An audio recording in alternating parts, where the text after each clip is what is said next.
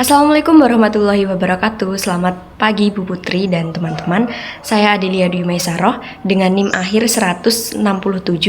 Saya ingin mereview buku yang berjudul Makna dalam Wacana karya Dr. Andes Yayat Sudaryat M. Hum yang diterbitkan oleh Irama Widya pada 2008 dengan jumlah halaman 195.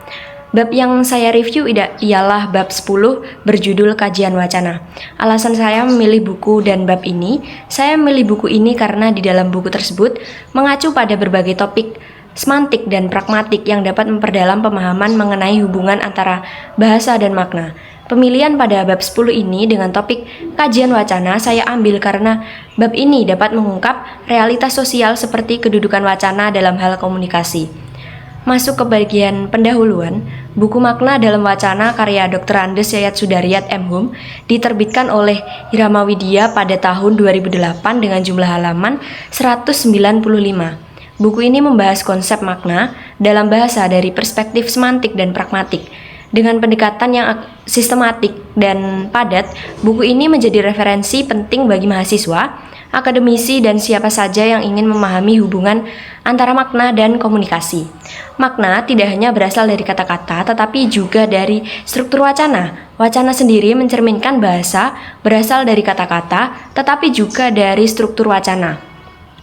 Wacana sendiri mencerminkan ia digunakan dalam komunikasi sehari-hari baik secara lisan maupun tulisan. Sebagaimana dinyatakan dalam pengantar, buku ini terbagi menjadi dua bagian utama yaitu makna dan wacana. Bagian pertama menjelaskan berbagai jenis makna, perubahan makna, serta relasi makna dalam bahasa. Sedangkan bagian kedua mengupas hakikat wacana, keutuhan wacana, serta komponen yang membentuknya. Penjelasan yang diberikan tidak hanya bersifat teoritis tetapi juga aplikatif, sehingga pembaca dapat memahami bagaimana makna terbentuk dan berkembang dari penggunaan bahasa sehari-hari.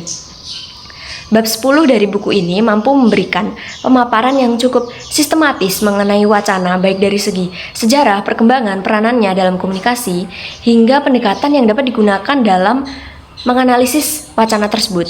Penulis mengacu pada berbagai sumber teori linguistik menjadikannya referensi yang kuat dalam studi wacana. Namun bisa dikatakan bahwa pembahasannya ini masih cukup deskriptif dan dapat diperkuat dengan lebih banyak contoh konkret atau analisis wacana dalam bahasa Indonesia yang lebih luas. Masuk ke bagian analisis dan evaluasi. Pada bagian kekuatan, yang pertama, pembaca diberikan pemahaman tentang bagaimana wacana berfungsi dalam interaksi sosial menggunakan pendekatan sistematis dengan bagan untuk menjelaskan konsep. Disajikan teori komunikasi yang relevan dan kajian linguistik. Yang kedua, tersedia kerangka kerja yang jelas tentang wacana terbentuk dan diproses dalam komunikasi. Tersorot peran aktif penyapa dan pesapa, yang seringkali hal ini diabaikan dalam studi wacana. Bahkan yang disajikan pun membentuk pemahaman hubungan antara keterampilan bahasa, yaitu membaca, menyimak, berbicara, dan menulis. Selanjutnya, struktur penjelasan yang sistematis, yaitu membedakan tujuan, fungsi, dan pendekatan wacana secara jelas, mengacu pada teori linguistik Halliday sehingga memperkuat landasan akademik, ditunjukkan pada hubungan antara tujuan dan pendekatan wacana yang berguna dalam kajian teks. Yang keempat, yaitu disajikan dengan hierarkis yang memudahkan pemahaman tentang posisi wacana dalam linguistik dan menghubungkan wacana dengan aspek makna dalam bahasa, yaitu semantik dan pragmatik. Yang kelima, jika dibandingkan dengan buku analisis wacana karya Rohana dan Syamsuddin, pembahasan berbagai jenis makna leksikal, idiomatis, stilistik, dan aspek semantik lain, buku ini berfokus pada makna yang lebih luas dan bahasa serta penggunaannya diberikan penjelasan hubungan semantik dengan wacana. Masuk ke bagian kelemahan. Yang pertama yaitu penjelasan yang masih bersifat teoritis tanpa banyak konkret dalam peristiwa komunikasi. Juga tidak ada pembahasan lebih mengenai perbedaan antara medium verbal dan nonverbal dalam pembentuk makna wacana. Yang kedua ialah kurangnya contoh konkret tentang bagaimana perbedaan wacana lisan dan tulis memengaruhi pemahaman dan interpretasi makna. Tidak membahas tantangan komunikasi seperti ambiguitas budaya atau kendala teknis dalam wacana lisan dan tulis, tapi pembahasannya ini lebih lanjut tentang bagaimana pendekatan faktual imajinatif itu diterapkan dalam praktik komunikasi. Jika dibandingkan dengan buku analisis wacana karya Rohana dan Syamsuddin, buku ini kurang menekankan analisis wacana dalam ranah sosial kritis seperti pembahasan analisis wacana kritis, properti wacana, kohesi, koherensi, parameter, hingga pertuturan dalam komunikasi, juga pendekatan analisis terhadap teks baik lisan maupun tulisan. Selanjutnya, nilai dan manfaat. Buku Makna dalam Wacana ini mampu memberikan pemahaman tentang wacana, baik dari segi teori maupun penerapannya dalam komunikasi sehari-hari.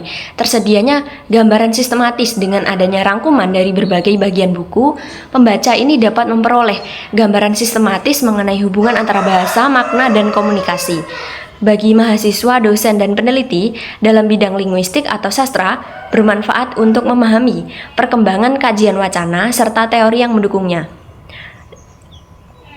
Dari adanya bab kajian wacana di buku ini, kita dapat memahami perkembangan kajian wacana historis dan perkembangannya di era modern, meningkatkan keterampilan komunikasi dengan memahami bagaimana wacana berperan dalam interaksi sosial, menguasai konsep dasar wacana untuk diterapkan dalam berbagai bidang seperti linguistik, komunikasi, pendidikan, menganalisis dan menyusun wacana yang efektif sesuai dengan tujuan dan fungsinya baik dalam bentuk lisan maupun tulisan. Lanjut pada kesimpulan. Buku Makna dalam Wacana karya Dr. Andes Yayat Sudaryat M.Hum membahas hubungan antara bahasa dan makna dengan pendekatan semantik serta pragmatik. Dalam bab 10 tentang kajian wacana, dijelaskan perkembangan studi wacana, peranannya dalam komunikasi, serta kedudukannya dalam sistem bahasa. Wacana dipahami sebagai rekaman kebahasaan yang mencerminkan komunikasi verbal maupun nonverbal, mencakup wacana lisan dan tulis, serta memiliki fungsi informatif, emotif, dan sosial. Kajian ini juga menyoroti hubungan antara keterampilan berbahasa, seperti berbicara, menulis, membaca, dan menyimak dalam membentuk makna. Kelebihan buku ini terletak pada sistematika pembahasannya, landasan teoritis yang kuat, serta penggunaan bagan untuk memperjelas konsep. Namun kekurangannya adalah kurangnya contoh konkret dalam peristiwa komunikasi, perbedaan antara medium verbal dan nonverbal, serta tantangan dalam komunikasi seperti ambiguitas dan konteks budaya. Terima kasih.